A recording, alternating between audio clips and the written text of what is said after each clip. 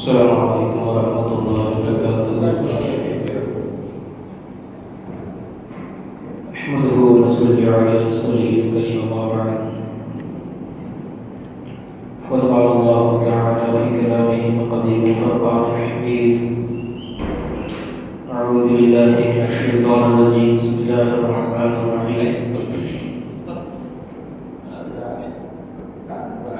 هل أتاك حديث ضيف إبراهيم المكرمين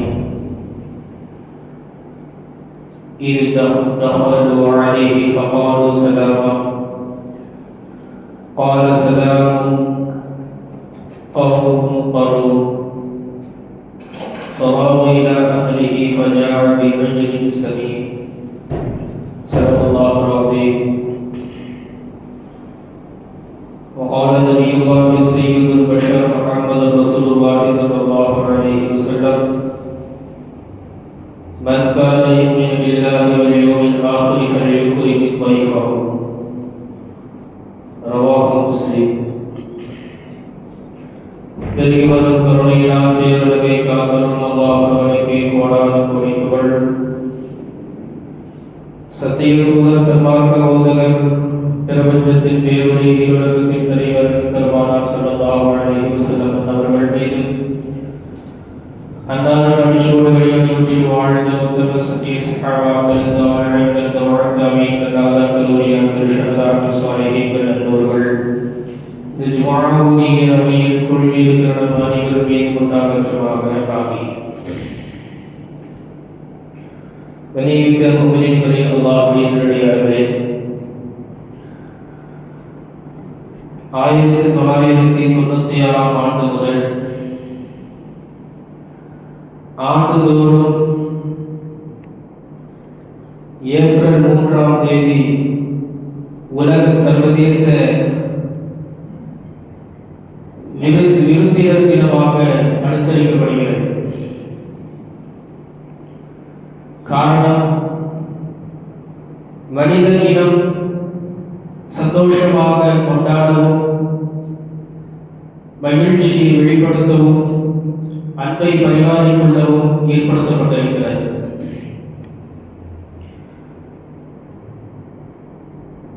சரி, இஸ்லாமிய பார்வையில்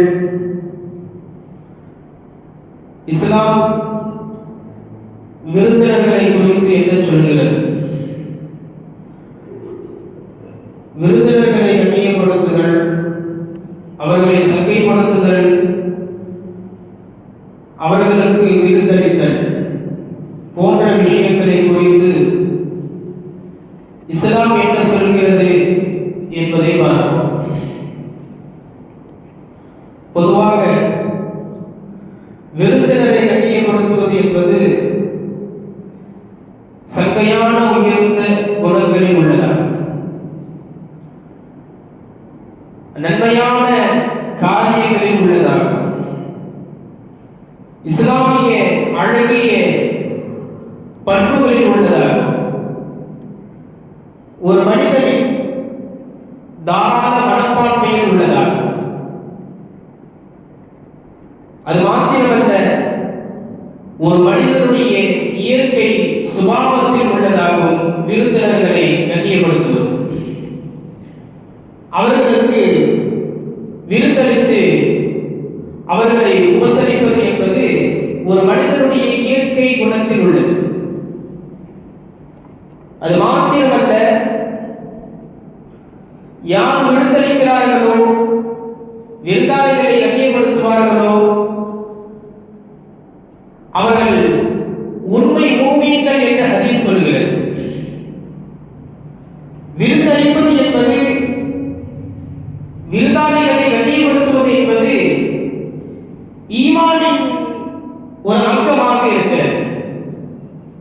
காரணம், நபி ஸல்லல்லாஹு அலைஹி வஸல்லம் அவர்கள் சொன்னார்கள்: மன் கான யுமினு பில்லாஹி வல் யௌமில் ஆகிர், யார் அல்லாஹ்வையும் மறுமை நாளையும் ஈமான் கொண்டிருக்கிறாரோ, அப்படின்னா என்ன அர்த்தம்? யார் மூமினாக இருக்கிறாரோ அவர் ஃபல்யுக்ரிம் தைஃபஹு, அவர் விருந்தாளியை சங்கைப்படுத்தட்டும் என்று சொன்னார்கள். அப்படின்னா என்ன அர்த்தம்? ஒரு முஸ்லிமுடைய அழகிய பண்பு விருந்தளிப்பது.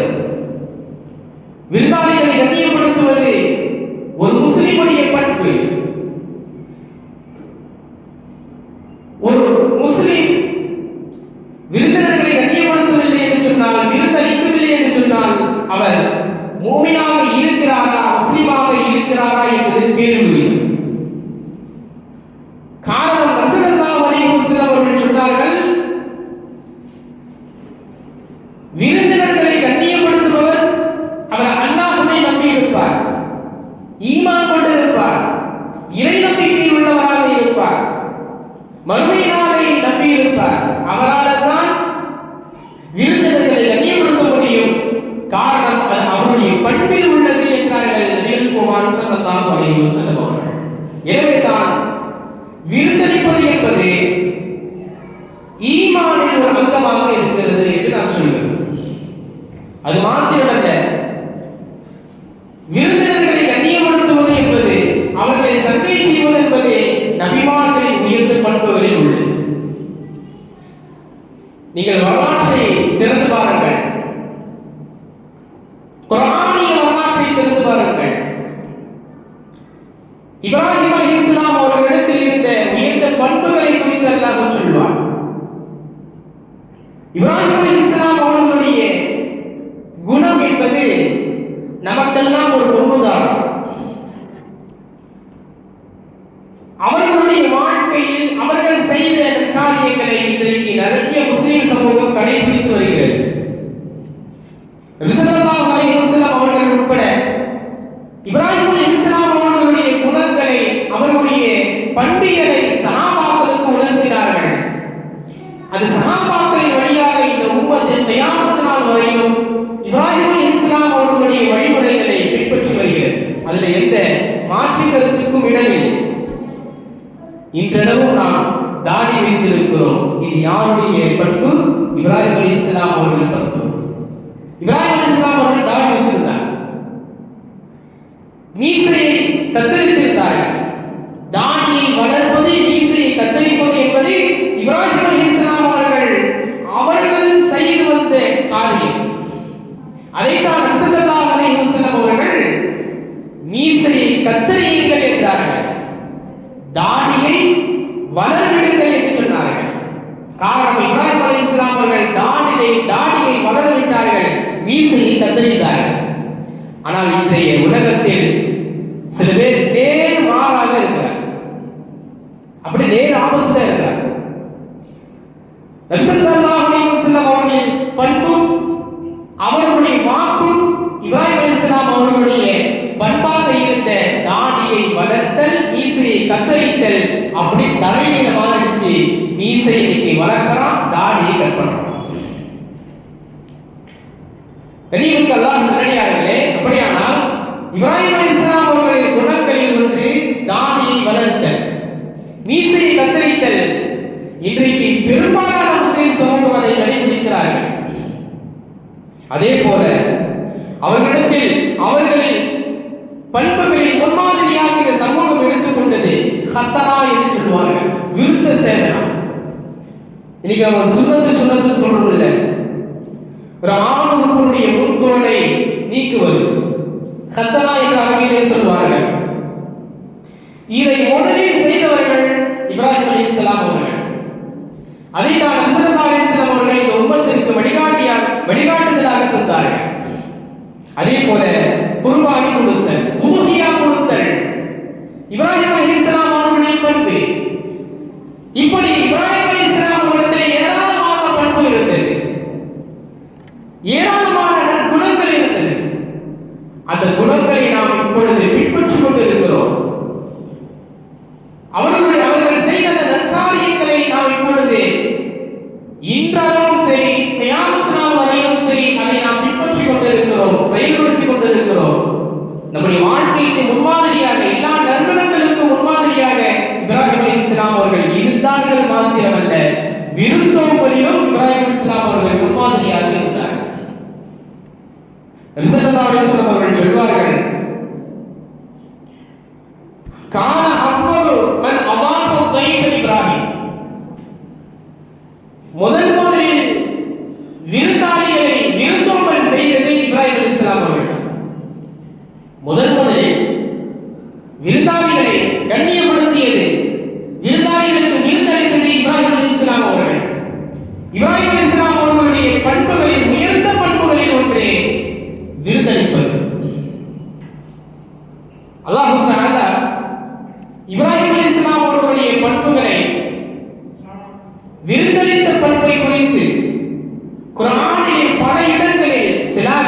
சொல்லுவான். ஒரு நாள் சில மலக்குமார்கள் இப்ராஹிம் அலைஹிஸ்ஸலாம் அவர்களை பார்ப்பதற்காக வந்தார்கள். அவர்கள் வந்த காரணம் 2. ஒன்று, அதே காலத்தில் நபியாக வாழ்ந்த இப்ராஹிம் அலைஹிஸ்ஸலாம் அவர்களின் குடும்பத்தை சார்ந்த நபியா லூத் அலைஹிஸ்ஸலாம் அவர்களுடைய சமூகத்தை அழிக்க வேண்டும். இது முதல் காரணம். இரண்டாவது, இப்ராஹிம் அலைஹிஸ்ஸலாம் அவர்களுக்கு இரண்டாவது மகன் இஸ்ஹாக் அலைஹிஸ்ஸலாம் அவர்கள் பிறக்கப் போகிறார்கள் என்ற நற்செய்தியை, சுப செய்தியை சொல்ல வேண்டும்.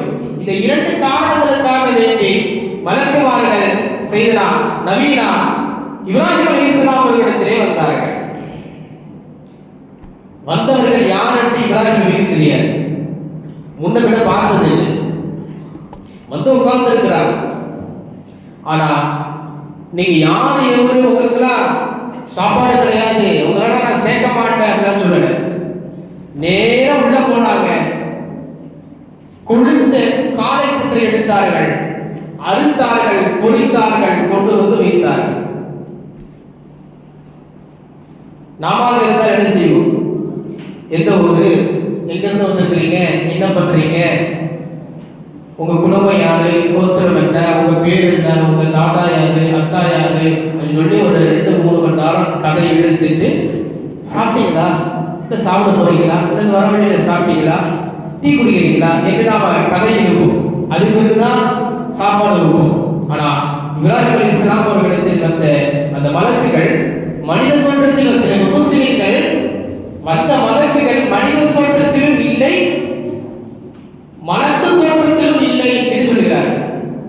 சில முஃபஸ்ஸிரீன்கள் எப்படி சொல்றாங்கன்னா, அவங்க மலக்கு தோற்றத்தில் இல்லை, மனித தோற்றம் தான், ஆனால் அழகான வாலிபர்கள் தோற்றத்தில் இருந்தார்கள் என்று சொல்கிறார்கள் சில முஃபஸ்ஸிரீன்கள். வந்தவங்க உடனே என்ன செஞ்சாங்க? வந்து இருக்கிற விருந்தாளிகள், இவங்க விருந்தாளிகளா வந்திருக்காங்க, உடனே இவங்களுக்கு ஏதாவது சமைச்சு கொண்டு வந்து கொடுக்கணும். நேரம் உள்ள போனாங்க, தன்னுடைய குடும்பத்தார்ட்ட சொன்னாங்க. அவங்கள்ட்ட எப்போதுமே உணவு இருந்துகிட்டே இருக்கும். இப்ராஹிம் அலைஹிஸ்ஸலாம் உணவு இருந்துகிட்டே இருக்கும், இறைச்சி இருந்துகிட்டே இருக்கும். காரணம் என்னன்னா, தனக்காக வேண்டி அல்ல, வரக்கூடிய விருந்தாளிகளை உபசரிப்பதற்காக வேண்டி. உடனே காலை கன்றை, கொழுத்த கன்றை எடுத்தாங்க, அறுத்தாங்க, அதை புளிச்சாங்க, கொண்டு வந்து வச்சாங்க. இதை அல்லாஹ் சிலாகித்து குர்ஆன்ல சொல்றான். இப்ராஹிம் அலைஹிஸ்ஸலாம் அவர்கள் விருந்தளித்த அந்த பண்பை, விருந்தாளிகளை எப்படி உபசரிக்க வேண்டும், அவர்களை எப்படி வரவேற்க வேண்டும் என்ற செய்தியை அல்லாஹ் இப்ராஹிம் அலைஹிஸ்ஸலாம் அவர்கள் செய்த அந்த காரியத்தை குர்ஆனிலே சூரத்து தாரியாத்திலே சொல்லி காட்டுகிறார். அல்லாஹ் எப்படி சொல்றானா, ஹல் அதாக ஹதீஸு தைஃப் இப்ராஹிம் அல்-முக்ரமீன், இப்ராஹிம் அலைஹிஸ்ஸலாம் அவர்களை சங்கையான விருந்தாளிகள் பற்றிய செய்தி நபியே உங்களுக்கு வந்ததா என்று அல்லாஹ் கேட்கிறான். அல்லாஹ் எப்படி கேட்கிறான் பாருங்க. இப்ராஹிம் அலைஹிஸ்ஸலாம் அவர்கள்ட்ட வந்த மலக்குகளை பத்தி உண்டான செய்தி சொல்லல, செய்தி சொல்லல, அல்லாஹ்வுடைய தூதர்கள் என்று சொல்லவில்லை, மலக்குகள் என்று சொல்லல. அல்லாஹ் எப்படி சொல்றான்? இப்ராஹிம் அலைஹிஸ்ஸலாம் அவர்களை விருந்தாளி என்று சொல்கிறார். இப்ராஹிம் அலைஹிஸ்ஸலாம் சில விருந்தாளிகள் வந்தாங்க, அந்த செய்தி உங்களுக்கு அறிய தெரியுமா என்று அல்லாஹ் கேட்க, விருந்தாளி என்ற வார்த்தையை பயன்படுத்துகிறார் அல்லாஹ். அப்படியானால் இப்ராஹிம் அலைஹிஸ்ஸலாம் அவர்களிடத்தில் யார் வந்தாலும் சரி, அவர்கள் தான் விருந்தாளிகள் தான். யார் வந்தாலும் சரி, மூன்றாவது மனிதர்கள் கிடையாது, வேற்று மனிதர்கள் கிடையாது. அவர் தன் மொழி அறிந்தவராக இருக்கட்டும், மொழியற்றவராக இருக்கட்டும், தன் இனத்தை சார்ந்தவராக இருக்கட்டும், வேறு இனத்தை சார்ந்தவராக இருக்கட்டும், எந்த கொள்கையில் மாறுபட்டவராக இருக்கட்டும், யாராக இருந்தாலும் சரி, மனிதன் என்ற அடிப்படையில் அவர்கள் எல்லா சமூகத்திற்கும் உணவளித்தார்கள். அந்த பண்பு அவர்களிடத்தில் இருந்தது. வரக்கூடிய விருந்தாளிகளை எப்படி வரவேற்க வேண்டும், இப்ராஹிம் அலைஹிஸ்ஸலாம் அவர்களின் வரலாற்று மூலமாக அல்லாஹ் இந்த சமூகத்திற்கு கற்றுத் தருகிறார். சலாம் சொல்லி வரவேற்கிறோம், சலாம் சொல்லி வரவேற்கிறோம். இப்ராஹிம் அலைஹிஸ்ஸலாம் அவங்கள்ட்ட வந்த அந்த மலக்குகள் விருந்தாளியாக வந்தாங்கல்ல, அவங்க கால சலாமா, சலாம் சொல்லிட்டு வந்தாங்க. அவங்களுக்கு பிறகு பதிலாக திரும்பவும் இப்ராஹிம் அலைஹிஸ்ஸலாம் சலாம் சொல்லி வரவேற்றார்கள். கால சலாமுன், உங்களுக்கு சாந்தி உண்டாகட்டும், அமைதி உண்டாகட்டும், கௌமுன் முன்கரூன், அறியாத சமூகமாக இருக்கிறீர்களே. இதுக்கு முன்னாடி நான் உங்களை பார்த்ததில்லை, புதிய சமூகமாக இருக்கிறீர்கள், இருந்தாலும் பரவாயில்லை, வாங்க உட்காருங்க என்றார்கள். விருந்தாளிகள் நம்ம வீட்டுக்கு வர்றாங்கன்னா இப்ராஹிம் அலைஹிஸ்ஸலாம் அவர்களுடைய பண்பில் ஒன்று, அவர்கள் சலாம் சொல்லி முக மலர்ச்சியோடு வரவேற்க, முக மகிழ அக மகிழ அவர்களை வரவேற்க வேண்டும். வந்துட்டாங்கல்ல, காசு ரொம்ப செலவாகுமே, என்ன பண்றது, வீட்டுல ஒண்ணுமே இல்லையே, நமக்கே ஒண்ணும் இல்லை, நமக்கே சாப்பிடுறதுக்கு வழி இல்லை, வந்து உட்கார்ந்துட்டாங்க, அப்படி நினைக்க கூடாது. அப்படி நினைத்தால் நமக்கு வரக்கூடிய ஞாபகத்து கூட தடுக்கப்பட்டுவிடும். சொன்னார்கள், ஒரு விருந்தாளி உங்க வீட்டுக்கு வர்றாங்கன்னா அவங்களுக்கு நீங்க விருந்தளித்தா உங்க பாவங்கள் மன்னிக்கப்படுதுன்னு சொன்னாங்க. உங்க பாவங்கள் மன்னிக்கப்படுது. உங்க வீட்டுக்கு அவங்க வர்றாங்கன்னா உங்களுக்கான ரிஸ்கையும் அவர்கள் சேர்த்து கொண்டு வருகிறார்கள் என்றார்கள். நாம என்னமோ விருந்தாளிக்கு நாம விருந்து கொடுக்கணும்னு அர்த்தம் இல்ல, நாம வந்து நினைச்சுக்கிறோம். இப்ப 4-5 பேர் விருந்தாளிகள் நம்ம வீட்டுக்கு வர்றாங்க, பிரியாணி செய்யணும், 5 கிலோ பிரியாணி செய்யணும், 3 கிலோ பிரியாணி, இது கறி வாங்கி தரணும், அது ஆட்டுக்கறி வாங்குறதா மாட்டுக்கறி வாங்குறதா இல்லை சிக்கன் வாங்குறதா என்ன வாங்குறது, நமக்கு தான் பரவாயில்ல 1/2 கிலோ வாங்கி சமைச்சு சாப்பிடலாம். விருந்தாளிகள் வர்றாங்க, நிறைய வாங்கணும், கவலையே பட தேவையில்லை.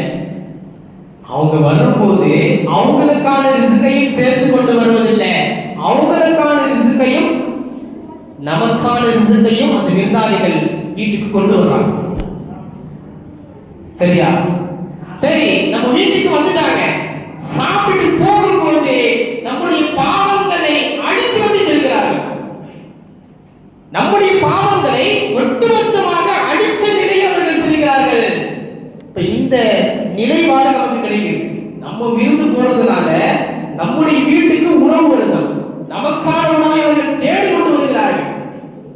போகும்போது நம்முடைய பாவத்தை அழித்து விட்டு செல்கிறார்கள். இப்படி சொல்ல, நம்முடைய பாவத்தை எடுத்துட்டு போகிறான்னு சொல்லக்கூடாது. அதுதான் ஒரு இடத்துல சொல்லி அப்புறம் நம்ம பாவியெல்லாம் போகிறோமான்னு கேட்டாங்க. உங்க பாவங்களையும் எடுத்துட்டு போறோம்னா அப்போ உங்கள்கிட்ட சாப்பிட்டு போனா நம்ம பாவிகளா மாறிடுவோமான்னு கேட்டாங்க. அப்படி அல்ல, பாவத்தை நீங்கள் நமது பாவத்தை எடுத்து செல்கிறீர்கள் என்றால் நீங்கள் பாவத்தை அழித்து விட்டு செல்கிறீர்கள் என்று அர்த்தம். உங்கள் மூலமாக அல்லாஹ் எங்கள் பாவங்களை அழிக்கிறார், யார் விருந்து கொடுக்கிறாரோ அவருடைய பாவங்களை அல்லாஹ் அழிக்கிறார் என்றுதான் அர்த்தம். இனிமிக்க அல்லாஹ் நல்லடியார்களே, இப்ராஹிம் அலைஹிஸ்ஸலாம் அவர்களுடைய பண்பில் ஒன்று வரக்கூடிய விருந்தாளிகளை முகமலர்ச்சியோடு சலாம் சொல்லி வரவேற்பார்கள். இரண்டாவது, அவங்கள்ட்ட இருந்த பண்பு, விருந்தாளிகள் வந்துட்டா அப்புறமா பார்த்துக்கலாம், வரட்டும், ரெஸ்ட் எடுக்கட்டும், ஒரு 1 மணி நேரம் கழிச்சு சாப்பாடு வைப்போம், விரைவாக உணவை வைப்பார்கள். அல்லாஹ் குர்ஆன்ல சொல்றான், ஃபராக இலா அஹ்லிஹி ஃபஜாஅ பிஇஜ்லின் ஸமீன்.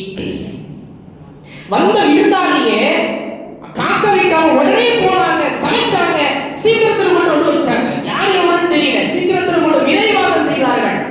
இந்த பண்பு இப்ராஹிம் அலைஹிஸ்ஸலாம் அவர்களிடத்தில் இருந்தது என்று அவருடைய பண்பை குறித்து அல்லாஹ் சொல்கிறார். இப்ராஹிம் அலைஹிஸ்ஸலாம் அவங்க வீட்டுல 4 வாசல்கள் இருக்குமா. இப்ராஹிம் அலைஹிஸ்ஸலாம் அவங்க வீட்டுல 4 வாசல்கள் இருக்குமா. ஒரு வாசல் போறதுக்கு வரதுக்கு அதே போறோம்னா வரக்கூடிய அவங்க வீட்டுக்கு அதிகமா விருந்தாளிகள் வருவாங்க. வரக்கூடிய விருந்தாளிகள் வர முடியாமல் சென்று விடக்கூடாது, யாருமே போயிடக்கூடாது. வரக்கூடியவர்கள் வந்து கொண்டே இருக்க வேண்டும். ஒரு வாசல் வழியாக வந்தால் அவர்களுக்கு சிரமம் என்றால் இன்னொரு வாசல் வழியாக வரட்டும், அங்கேயே சிரமமா வேற 3வது வாசல் வழியாக வரட்டும், அங்கேயே சிரமமா இன்னொரு வாசல் வழியாக வரட்டும், யார் வேண்டுமானாலும் வர வேண்டும். வர முடியவில்லை, நெருக்கடியாக இருக்கிறது என்று நினைத்து சென்றுவிடக் கூடாது என்பதற்காக வேண்டி ஒரு ஏற்பாடு அவங்க வீட்டை சுற்றி 4 வாசல்கள் வைத்திருந்தார்கள் என்று முஃபஸ்ஸிரீன்கள் எழுதுறாங்க. நீங்க உண்மையிலேயே அல்லாஹ் நெருக்கடியார்களே, அதனாலதான் அவங்களுக்கு ஒரு பட்ட பேர் இருந்துச்சு. இப்ராஹிம் அலைஹிஸ்ஸலாம் அவங்களுக்கு ஒரு பட்ட பேர் இருந்துச்சு, அபு தைஃபான், விருந்தாளிகளின் தந்தை என்று அவங்களுக்கு ஒரு பட்ட பேர் இருந்துச்சு. முஃபஸ்ஸிரீன்கள் பதிவு செய்றாங்க. நீங்க அல்லாஹ் நெருக்கடியார்களே, அப்படியானால் இப்ராஹிம் அலைஹிஸ்ஸலாம் அவர்களின் உயர்ந்த பண்புகளில் ஒன்று விருந்தளிப்பது. நபி ஸல்லல்லாஹு அலைஹி வஸல்லம் அவர்களின் உயர்ந்த பண்புகளில் ஒன்று இயற்கை சுபாவம் என்று சொல்வார்களே, நபி ஸல்லல்லாஹு அலைஹி வஸல்லம் அவர்களுடைய சுபாவத்தில் இருந்தது விருந்தளிப்பது. நபி பட்டம் கிடைப்பதற்கு முன்பாக நபி ஸல்லல்லாஹு அலைஹி வஸல்லம் அவர்கள் ஹிரா குகையில இருந்து அல்லாஹ்வுடைய படைப்பிடங்களை சிந்தித்துக் கொண்டும் அவருடைய செயல்களை சிந்தித்துக் கொண்டும் அல்லாஹ்வை வணங்கிக் கொண்டும் இருந்தார்கள் என்பது மாத்திரம் நமக்கு தெரியும். ஆனா இமாம்கள் இன்னொரு செய்தியை சேர்த்து பதிவு செய்றாங்க. நபி ஸல்லல்லாஹு அலைஹி வஸல்லம் அவர்கள் அது மாத்திரம் செய்யவில்லை. இந்த குகையில் அல்லாஹ்வை வணங்கினாங்க ஒரு பக்கம், அல்லாஹ்வுடைய அந்த ஆற்றலை சிந்தனை செய்தார்கள், அல்லாஹ்வுடைய அந்த செயல்களை வியந்து பார்த்தார்கள், அல்லாஹ்வுடைய படைப்பிடங்களை சிந்தனை செய்தார்கள், தஃபக்குர் செஞ்சாங்க. இன்னொரு பக்கம் அந்த குகையை தாண்டி செல்லக்கூடிய விருந்தாளிகளை வரவழைத்து அமர வைத்து அவர்களுக்கு நீராகாரம் கொடுத்து கண்ணியப்படுத்தி அனுப்பினார்கள். அந்த குகையில் எதுவும் நடந்துச்சு. தண்ணீரையும் உணவையும் எடுத்துக்கொண்டு ஹிரா குகையில அல்லாஹ் தியானம் செஞ்சாங்களே, தியானம் மாத்திரம் செய்யவில்லை, தன்னை கடந்து செல்லக்கூடிய விருந்தினர்கள் அது கடந்து சென்றாலும் சரி அல்லது வீட்டிற்கு வந்தாலும் சரி, அது உணவுக்கு வந்தாலும் சரி, அவர்களை வரவழைத்து அவர்களை கண்ணியப்படுத்தி அவர்களுக்கான உணவையும் தண்ணீரையும் கொடுத்து அனுப்பினார்கள். இது நபி ஸல்லல்லாஹு அலைஹி வஸல்லம் அவர்கள் ஹிரா குகையில் இருந்த போது அவர்கள் செய்த ஒரு செயல். அது மாத்திரமல்ல, நபி ஸல்லல்லாஹு அலைஹி வஸல்லம் அவர்களிடத்தில் இருந்த உயர்ந்த பண்புகளில் ஒன்று கதீஜா அம்மா ஹிரா குகையில ஜிப்ரீல் அலைஹிஸ்ஸலாம் அவர்களை பார்த்த அந்த அதிர்ச்சியின் அச்சத்தில் ஆரம்பமா அப்பதான் ஜிப்ரீல் அலைஹிஸ்ஸலாத்தை பார்த்திருக்கிறாங்க, பயம் ஏற்பட்டு போச்சு. நேரா வர்றாங்க, தனது மனைவி கதீஜாட்ட வர்றாங்க, கதீஜா ஜம்மிலூனி என்னை போர்த்துங்கள் என்று சொல்கிறார்கள். போர்வையை போர்த்தி விட்டு பக்கத்தில் அமர வைத்து ஆறுதல் வார்த்தையை சொல்லி ஆசுவாசப்படுத்தினார்கள். அப்படி சொன்ன போது கதீஜா அம்மா அவர்களிடத்தில் இருந்த நபி ஸல்லல்லாஹு அலைஹி வஸல்லம் அவர்களிடத்தில் இருந்த உயர்ந்த பண்புகளை சொல்லி, அல்லாஹ் இதனால் இந்த பண்பு உங்களிடத்தில் இருக்கிற காலமெல்லாம் உங்களை கேவலப்படுத்த மாட்டான், வல்லாஹி லா யுஹ்ஸிகுல்லாஹு அபதா என்று சொன்னார்கள்.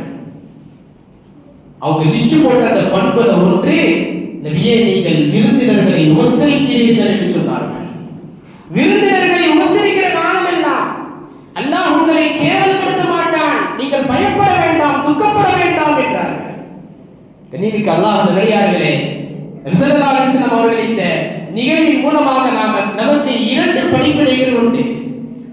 ஒன்று, நபி ஸல்லல்லாஹு அலைஹி வஸல்லம் அவர்களின் இயற்கை குணமாக விருந்தளிப்பது இருந்தது, விருந்தினர்களை கண்ணியப்படுத்தும் பண்பு இருந்தது.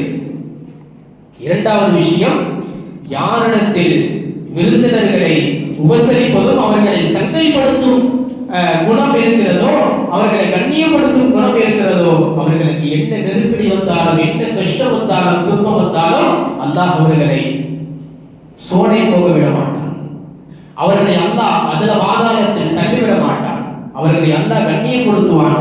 அல்லாஹ்விடத்திலும் சரி இந்த உலகத்திலும் சரி நாளை மறுமையிலும் சரி யார் விருந்தளிக்கிறார்களோ அவர்களுக்கு உயர்ந்த அந்தஸ்து ஸ்தானம் இருக்கிறது.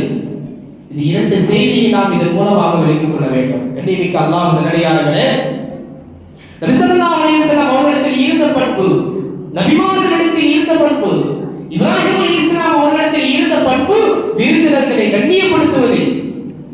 கண்ணியமிக்க அல்லாஹ் நல்லடியார்களே, நபி ஸல்லல்லாஹு அலைஹி வஸல்லம் அவர்களிடத்தில் இருந்த பண்பு மாத்திரமல்ல, அவர்கள் சஹாபாக்களையும் அப்படி மாற்றெடுத்தார்கள். விருந்தினர்களை உபசாரம் செய்பவர்களாக, அவர்களை கண்ணியப்படுத்துபவர்களாக சஹாபாக்களை மாற்றினார்கள். தந்தை போன்ற தலையில் என்று சொல்லுவோம் அல்லவா, அது போன்று நபி அவர்களை போன்ற நபி தோழர்களும் ஒத்திருந்தார்கள். அவர்களுடைய பண்பில் நபி ஸல்லல்லாஹு அலைஹி வஸல்லம் அவர்களுடைய பண்பில் ஒத்திருந்தார்கள். அதில் ஒன்று விருந்தினர்களை கண்ணியப்படுத்துவது. செய்தனா அபூபக்கர் சித்தீக் ரலியல்லாஹு அவர்களை குறித்து ஹதீஸ்களிலே வரும், மக்கத்து எதிரிகளால் முஸ்லிம்கள் தொல்லைக்கும் துன்பத்திற்கும் ஆளாக்கப்பட்டார்கள்.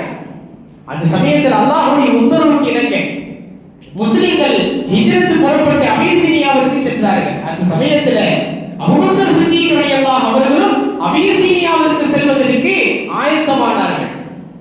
அபிசீனியாவுக்கு செல்வதற்கு ஆயத்தமானார்கள். அந்த அந்த நேரத்தில் இவங்க கிளம்பிட்டாங்க, அபூபக்கர் ரலியல்லாஹு அன்ஹு கிளம்பிட்டாங்க. கிளம்பி நேராக போறாங்க. எமன் வழியாக செல்ல வேண்டும், அபிசீனியாவிற்கு. செல்கிற வழியில பர்புல் கிமாத் என்ற ஒரு இடம் இருக்கு. பர்புல் கிமாத் அந்த இடத்தை சென்றடைந்த பிறகு அங்கு ஒருத்தர் இருந்தார். இப்னு தஹினா அப்படிங்கிற ஒரு மனிதர் இருந்தார். அவர் ஏற்கனவே அபூபக்கர் நாயகத்துக்கு அறிமுகமானவர். அவரு கேட்கிறார், அபூபக்கர் எங்க போறீங்கன்னு கேட்கிறார். அவங்க சொன்னாங்க, அஹ்ரஜனி கௌமி, என்னுடைய கூட்டம் என்னை வெளியேற்றி விட்டது என்னுடைய ஊரை விட்டு, எனவே வேறு ஊருக்கு சென்று என் ரப்பை நான் வணங்க போகிறேன் என்று சொன்னார். அப்ப அவர் சொன்னாரு, உங்களை மாதிரி மனிதர் வெளியே போகவும் கூடாது, வெளியேற்றப்படவும் கூடாது, உங்க சொந்த ஊர்ல தான் இருக்கணும். காரணம், நீங்கள் சாதாரண மனிதர் அல்ல என்று சொல்லி அபூபக்கர் சித்தீக் ரலியல்லாஹு அவரிடத்தில் இந்த உயர்ந்த பண்புகளை பட்டியல் போட்டார். நீங்கள் உறவுகளோடு சேர்ந்து வாழ்கிறீர்கள். நபி ஸல்லல்லாஹு அலைஹி வஸல்லம் அவங்களை பத்தி சொல்லும்போது கதீஜாவா சொன்னாங்க இல்லையா, உங்கள்ட்ட என்னென்ன பண்புகள் இருக்கு, இல்லாதவர்களுக்கு உதவுகிறீர்கள், உறவுகளோடு சேர்ந்து வாழ்கிறீர்கள், உண்மைக்கு துணை போகிறீர்கள் என்று சொன்னார்கள் அல்லவா, அதே பண்பு அபூபக்கர் ரலியல்லாஹு அவர்களிடத்திலும் இருந்தது. அவர் சொன்னார், இந்த பண்புகளை எல்லாம் சொல்லிவிட்டு உங்கள்ட்ட இன்னொரு பண்பு இருக்கு, அதுதான் விருந்தினர்களை உபசரிக்கிறீர்கள். இப்படிப்பட்ட கண்ணியமிக்க பண்புமிக்க மனிதர் நீங்கள் ஊரை விட்டு வெளியே போகவும் கூடாது, யாராலும் வெளியேற்றப்படவும் கூடாது, நீங்கள் உன்னதமான குணத்திற்கு சொந்தக்காரராக இருக்கிறீர்கள், வாங்க திரும்ப மக்காவுக்கு போவோம் அழைத்து போனார். அந்த இப்னு தஹினா என்பவர் அழைத்து போனார். நேர குறைஷிகிட்ட வந்தார். இவர் இந்த ஊரை விட்டு வேற எங்கேயும் போக மாட்டார், யாரும் இவரை துரத்தவும் கூட, யாரும் இவரையும் துரத்தவும் கூட, இந்த ஊர்ல தான் இருப்பார், நான் இவருக்கு அடைக்கலம் தந்திருக்கிறேன், காரணம் இவரிடத்தில் இன்னென்ன பண்புகள் இருக்கிறது என்று அங்கும் அந்த மனிதர்களிடத்திலும் அவர் அந்த நபி அபூபக்கர் சித்தீக் ரலியல்லாஹு அவர்களுடைய பண்புகளை விவரிக்கிறார். அப்போது இந்த செய்தியை சொல்றார், இவரிடத்தில் உள்ள பண்புகளில் ஒன்று விருந்தினர்களை கண்ணியப்படுத்துகிறார், விருந்தினர்களுக்கு உபசாரம் செய்கிறார். இப்படிப்பட்ட பண்புள்ளவர் இந்த ஊரை விட்டு போகவே கூடாது, யாரும் இவரை துரத்தவும் கூடாது, இந்த ஊருக்கு இவர் தேவை, இது உயர்ந்த குணத்தில் உள்ளவர் தேவை, இவர் கண்ணியப்படுத்தப்பட வேண்டும் என்று அந்த மனிதன் சொன்னார். அப்படியானால் அபூபக்கர் சித்தீக் ரலியல்லாஹு அது போன்ற பல சஹாபாக்கள் சாலிஹீன்களிடத்தில் பண்பு விருந்தினர்களை கண்ணியப்படுத்துவது. எனவே நாமும் விருந்தினர்களை கண்ணியப்படுத்த வேண்டும், அவர்களை உபசரிக்க வேண்டும், அவர்களை செங்கைப்படுத்த வேண்டும். காரணம், அல்லாஹ் விரும்பிய செயல், அல்லாஹ் விரும்பிய செயல். நபிமார்களிடத்தில் இருந்த குணம், நபி ஸல்லல்லாஹு அலைஹி வஸல்லம் அவர்களிடத்தில் இருந்த குணம், சஹாபாக்களிடத்தில் இருந்த பண்பு, சாலிஹீன்கள் காட்டிய வழி. எனவே இப்படிப்பட்ட உயர்ந்த பண்பை நாமும் குடிகொண்டவர்களாக இருக்க வேண்டும். நாமும் விருந்தினர்களை உபசரிப்பவர்களாகவும் அவர்களை செவ்வை செய்பவர்களாகவும் கண்ணியப்படுத்துபவர்களாக இருக்க வேண்டும். எல்லாம் வல்ல அல்லாஹ் தஆலா அப்படிப்பட்ட பண்புமிக்க சமூகமாக அல்லாஹ் என்னையும் உங்களையும் ஆக்குவானாக. ஆமீன். வஆஹிரு தஅவானா அல்ஹம்துலில்லாஹி ரப்பில் ஆலமீன். அஸ்ஸலாமு அலைக்கும் வரஹ்மத்துல்லாஹி வபரகாத்துஹு.